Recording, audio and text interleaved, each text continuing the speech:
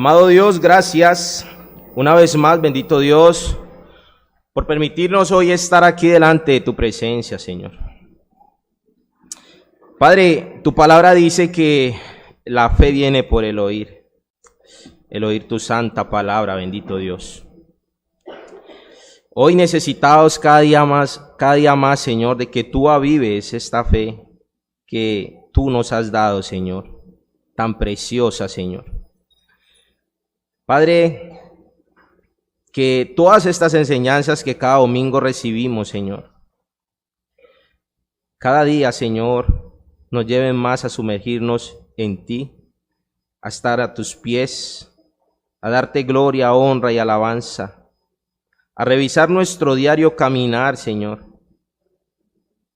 Que hayan obras, pero que sean producidas por esa fe, Señor. Que esas obras sean para darte gloria, honra a ti, Señor. Señor, sin tu asistencia, Señor, en este día, en todo lo que hacemos, es imposible, Dios. Dependemos de ti, Señor, no solo para exponer un mensaje, sino también para escuchar ese mensaje, Señor. Creemos que ese mensaje, Señor, es eficaz porque viene de ti, Señor, es tu santa palabra, es tu santo consejo, Señor. Permítenos ser buenos receptores, Señor. Permítenos, Señor, tener un corazón sensible y que hoy, Señor, en todo lo que hoy tú nos hablas, podamos, Señor Dios, reflexionar, meditar, Señor, y si es posible, Señor, humillarnos, porque es necesario, Señor, delante de ti. En el nombre de Cristo Jesús, amén y amén. ¿Ahí me escuchan bien los de atrás? ¿Sí? ¿Todo está bien? Perfecto. Vamos a continuar con nuestro estudio de cada domingo hacia el conocimiento de nuestro buen Dios. Recordemos que tenemos un libro en el cual pues basamos estas enseñanzas y es el libro del hermano James Packer, pero 100% seguros que todo lo que hablamos es conforme a la Escritura. Amén. Hoy nos toca estudiar acerca del Dios celoso o el celo de Dios. Un tema no fácil ni de enseñar, tampoco de recibir. Iniciemos hablando de la palabra celo, ¿sí? Esta palabra celo encontramos dos referencias de esta palabra. La palabra celos hace referencia primero al sentimiento de envidia, ¿sí? Recordemos que cuando hablamos de este sentimiento de envidia, este sentimiento está ¿en dónde? En el hombre. Este sentimiento de envidia, lógicamente, es algo que siente una persona cuando otro tiene cualidades o atributos que ella no posee. Ejemplos, posesiones, belleza, una posición, estatus, dones, etcétera, ¿sí? Por este lado, esta es una de las referencias de la palabra celo. Por otro lado, la palabra celo también hace referencia a un sentimiento que experimenta una persona cuando sospecha o está seguro de que la persona a la cual ama siente amor o cariño hacia otra, o cuando siente que otra persona prefiere a una tercera persona. Este sentimiento de celo, de este que estamos hablando, se encuentra mucho más en una relación conyugal o marital. Entonces hay dos referencias. Aquel sentimiento de envidia que se siente cuando muchas veces vemos a una persona tener cosas, cualidades, atributos que tal vez no poseemos. O ese otro sentimiento que por lo regular se expresa en una relación marital o conyugal. Ahora, en cuanto a estas dos referencias, solamente la segunda, en un sentido antropomórfico, hace referencia a nuestro Dios. Cabe aclarar algo aquí, mis hermanos. En cuanto a los antropomorfismos que Dios usa en su palabra, no es que Dios quiera decirnos que Él es así literalmente como las Escrituras nos lo muestran. Las Escrituras nos muestran muchas veces que Dios tiene manos, brazos, dedos, nos muestran el oír de Dios, nos muestran el oler de Dios, la ternura de Dios, el arrepentimiento de Dios, etc. Cuando vemos este tipo de expresiones antropomórficas, no es que literalmente Dios nos quiera decir que Él es así, pero lo que Dios sí quiere decir, o lo que Dios quiere hacer, ahora, sino que es la manera que Dios usó para que nosotros pudiéramos comprender lo que Él nos quiso transmitir, ¿sí? Entonces ese lenguaje antropomórfico es un lenguaje que Dios usa para podernos ayudar a nosotros a comprender lo que Él verdaderamente nos quiere decir. Eso es un lenguaje humano y ese lenguaje también es usado en unas áreas de las vidas, en el cine lo usan mucho. Era necesario aclarar esta parte. Ahora sigamos con la palabra celo. En cuanto a la raíz etimológica de la palabra celos, y esto más conciso, porque vamos al original del lenguaje que usa las Escrituras, la palabra celos viene de la palabra griega sein, o celos con z, y esta a su vez viene de una raíz que significa estar caliente o hervir. Y también se traduce la palabra hebrea kinat, cuya raíz designa el rojo que sale al rostro de un hombre apasionado. Ahora, esta pasión por lo regular es a menudo relacionado con la ira. Cuando ese hombre se aira mucho y se ve rojizo, eso solo sucede en personas más claritas, ¿no? No van a pensar que yo me voy a poner rojo, eso, pero no sé, un César, me imagino, Pastor Javier, sí. Entonces es más ligado a ese sentimiento de ira. El celo de Dios es algo difícil de comprender, y en particular cuando entendemos que la palabra que se usa para describir el celo de Dios es pecado cuando se encuentra en el corazón del hombre. Es decir, que la misma palabra que se traduce como celo cuando Dios es el sujeto, siempre se traduce como envidia cuando el hombre es el sujeto. Esto es interesante, ¿por qué? Porque precisamente aquellos que rechazan que Dios reacciona con celo, siempre están describiendo el celo de Dios con las mismas características que el celo del hombre es producido, y eso es un error. Ahora, como por ejemplo similar podríamos ver la ira de Dios. O bueno, la ira de Dios no. Como por ejemplo similar podríamos ver la ira. Cuando encontramos en las Escrituras que se inflama la ira de Dios, siempre es una ira justa, santa y correcta. Pero cuando encontramos que se inflama la ira del hombre, es un pecado que debe ser abandonado. Nada de relación tiene la ira del hombre con la ira de Dios. ¿Sí? En ese sentido, tal cual pasa con el celo del hombre y el celo de Dios. El celo en el hombre es un pecado y también tiene que ser abandonado. Pero el celo en Dios es una reacción santa, justa y correcta. Amén. Ahora, vamos a conciliar un poco esto.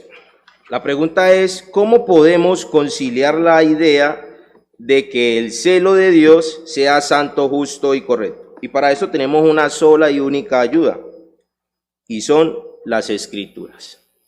No hay otra ayuda, no hay otra manera de poder conciliar eso. Lo que dice la palabra de Dios es verdad, amén. Es la palabra de Dios. Ahora, esta pregunta que nos generamos, ¿cómo conciliar esto?, nos tendría que llevar a meditar en el objeto del celo de Dios. ¿Cómo así? La Biblia nos da claridad en tres objetos por los cuales su celo reacciona. Cuando hablamos de objeto, estamos hablando de por qué Dios reacciona con celo. Hay tres cosas en la Biblia que nos muestran por qué Dios reacciona con celo, y eso es lo que vamos a ver a continuación. Primero, Dios es celoso para las lastimar y castigar a aquellos que van en contra de su pueblo. Vuelvo y lo digo. Dios es celoso para castigar y lastimar a aquellos que van en contra de su pueblo. Recordemos, mis hermanos, que somos el pueblo del pacto. Y en ese sentido Dios prometió protegernos. Dios dijo que Él será nuestro Dios y nosotros seremos, ¿qué? Su pueblo. Siempre que vemos este actuar de Dios y esta reacción del celo de Dios protegiendo a su pueblo, es porque Dios pactualmente así lo dejó estipulado. Dios a su iglesia, a su pueblo santo, lo va a proteger por encima de, porque Él tiene un propósito y ese propósito es eterno. Referencias donde Dios dice que Él será nuestro Dios y hará de nosotros su pueblo. Éxodo 6 del 7 al 9, Jeremías 7:23 y Jeremías 32:38. Pero Isaías 26:11, hablando de que Dios es celoso para castigar y para lastimar y castigar a aquellos que van en contra de su pueblo, Isaías 26:11 en la Biblia de las Américas dice lo siguiente: alzada está tu mano, mas ellos no lo ven o no la ven. Que vean celo por el pueblo y se avergüencen. Ciertamente el fuego devorará a tus enemigos. Sofonías, en el capítulo 3, Dios está hablando en contra de la gente de los pueblos que estaban realmente maltratando a su pueblo elegido, a Israel. Y en Sofonías 3:8 Dios dice lo siguiente, la Biblia de las Américas: por tanto, esperadme, dice el Señor, o declara el Señor, hasta el día en que me levante como testigo, porque mi decisión es reunir a las naciones, juntar a los reinos, para derramar sobre ellos mi indignación, todo el ardor de mi ira, porque el fuego de mi celo, porque por el fuego de mi celo toda la tierra será consumida. El hermano James Packer dice lo siguiente al respecto: el celo de Dios por su pueblo, como hemos visto, presupone el amor que responde al pacto. Y dicho amor no es un afecto transitorio, accidental y sin objetivo o sin objeto, sino que es la expresión de un propósito soberano. El celo de Dios por cuidar a su pueblo es una expresión ¿de qué? Una expresión de un propósito soberano. Entonces, primero, Dios es celoso para lastimar y castigar a aquellos que van en contra de su pueblo. Lo que estamos viendo es esas cosas que hacen que el celo de Dios reaccione o que Dios reaccione en celo. Como segundo punto, o en segundo lugar, las Escrituras nos muestran que Dios es celoso por la alabanza de su nombre. Y esto es algo muy serio, como lo primero que vimos. Es decir, que Dios desea ser adorado y glorificado y nada más. Notemos que Dios está celoso si alguien da a otro algo que solo le pertenece a Él. Y las Escrituras nos ayudan mucho al respecto. En Deuteronomio 20, del 4 al 6, el Señor declara lo siguiente: no te harás ídolo, ni semejanza alguna de lo que está arriba en el cielo, ni abajo en la tierra, ni en las aguas debajo de la tierra. No los adorarás, ni los servirás, porque yo, el Señor tu Dios, soy Dios celoso, que castigo la iniquidad de los padres sobre los hijos hasta la tercera y cuarta generación de los que me aborrecen, y muestro misericordia a millares, a los que me aman y guardan mis mandamientos. Pero en el versículo 5 dice, no los adorarás ni los servirás, porque yo, el Señor tu Dios, soy Dios celoso. En la ley Dios también nos muestra su carácter, y el celo de Dios es parte del carácter de Dios. Hay una razón por la cual Dios reacciona, y es una de las razones más profundas, y es la idolatría. Fue algo que Dios constantemente estuvo advirtiendo al pueblo antiguo. En Éxodo 34:14 el Señor dice lo siguiente: pues no adorarás a ningún otro Dios, ya que el Señor, cuyo nombre es celoso, es Dios celoso. Ahora, Dios aquí no está añadiendo otra expresión a su nombre. Dios nos está mostrando el carácter de ese Dios santo y único Dios verdadero. Dios es Dios, ¿qué? Celoso. En Ezequiel 8:3 el Señor también declara lo siguiente: y extendió algo semejante a una mano, y me tomó por un mechón de mi cabello, y el Espíritu me alzó entre la tierra y el cielo, y me llevó a Jerusalén en visión de Dios, a la entrada de la puerta que mira al norte del atrio interior, allí donde estaba la morada del ídolo de los celos que provoca los celos. Este versículo es bien contundente, porque si hay algo que provoca celos a nuestro Dios, es la idolatría de su pueblo. En Deuteronomio 4:23-24 el Señor declara: guardaos, no os olvidéis del pacto de Jehová vuestro Dios. Recordemos que hay una relación de ¿qué? De pacto. No os olvidéis del pacto de Jehová vuestro Dios, que Él estableció con vosotros, y no os hagáis escultura o imagen de ninguna cosa que Jehová tu Dios te ha prohibido. Porque Jehová tu Dios es fuego consumidor, Dios celoso. En Isaías 42:8 el Señor declara: yo soy el Señor, ese es mi nombre. Mi gloria a otro no daré, mi alabanza a imágenes, ni mi alabanza a imágenes talladas. La idolatría es por naturaleza el objeto que hace que el celo de Dios sea expresado con tal severidad como lo hemos visto en los versículos que hemos citado. Esta es una advertencia no solo para el antiguo Israel, también para el Israel contemporáneo. Esto es algo que nosotros debemos de tener muy presente siempre. Si bien el antiguo Israel, mis hermanos, siempre fue dado a la idolatría y corrían en pos de otros dioses, esto no es ajeno en nuestro tiempo.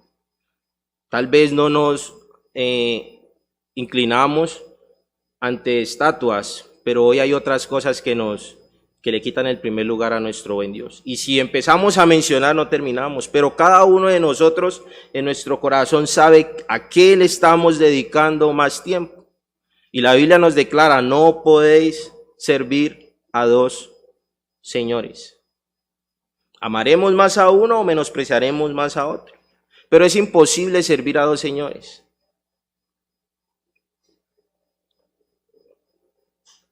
Ahora, esta es una advertencia no solo para el antiguo Israel, también para el Israel contemporáneo. Por la idolatría vemos en la Biblia cómo el antiguo Israel sufrió las consecuencias. Y es claro que Dios no hace acepción de personas. O sea, claramente, mis hermanos, si nosotros vamos en pos de otros dioses, el celo de Dios estará inminente. Y Dios no hace acepción de personas. Podríamos ver Romanos 2.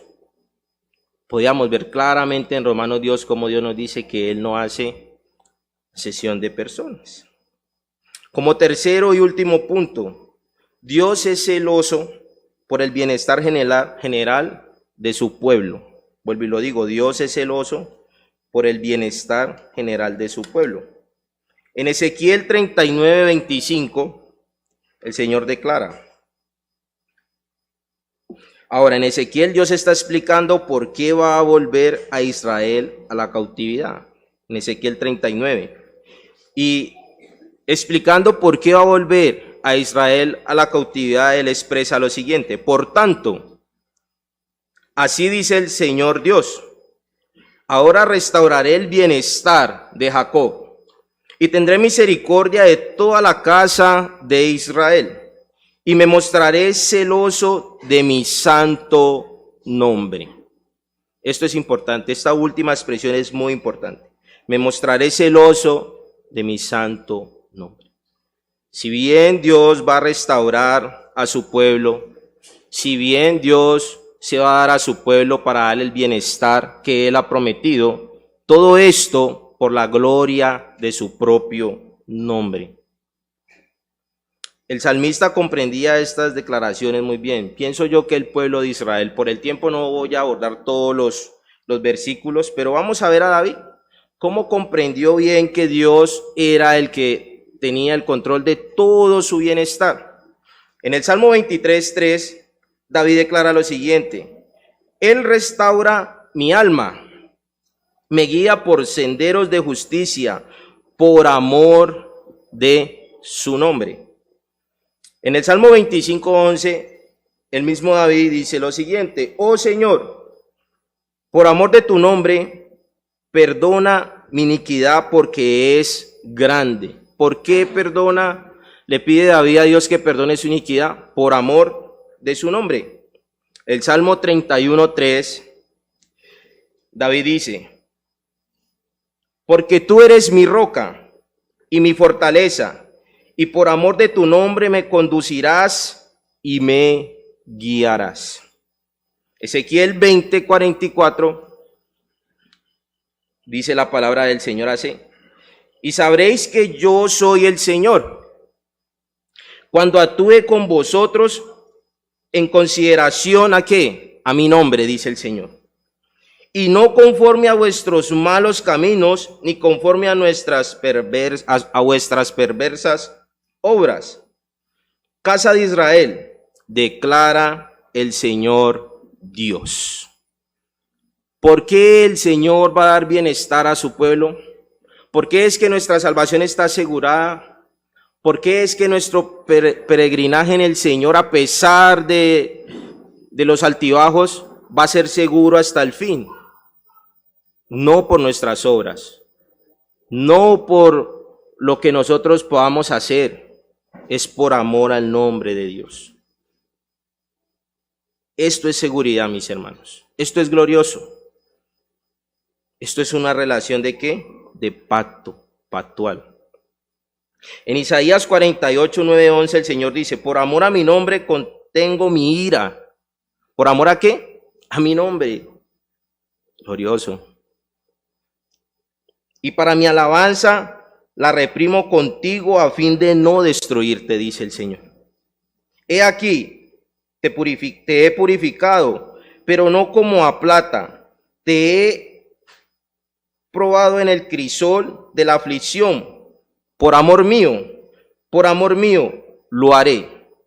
Porque cómo podría ser profanado mi nombre, mi gloria pues no la daré a otro. Ese es nuestro Dios. Entonces, mis hermanos, Dios es celoso por el bienestar de su pueblo y esto nos tiene que traer un gran consuelo.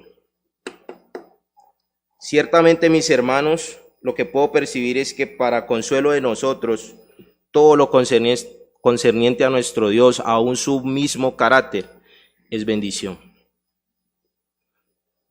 Hay de aquellos que no aceptan el llamado de Dios, porque para ellos esto será un juego, un juicio, un ardor de su ira.